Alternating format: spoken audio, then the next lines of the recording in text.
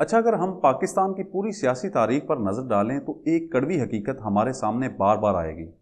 यहाँ उसूलों से ज़्यादा ताकत का कानून चलता रहा है। आज जो कुछ पीटीआई के साथ हो रहा है, या ये पार्टी आज इंसानी हुकूक का ढिंढोरा पीट रही है कि उनके साथ नाइंसाफ़ी हो रही है। लेकिन अगर हम इमरान खान के दौरे हुकूमत को देखें तो उसने खुद भी इंसानी हुकूक की खिलाफ वर्जियाँ करने में कोई कसर नहीं छोड़ी।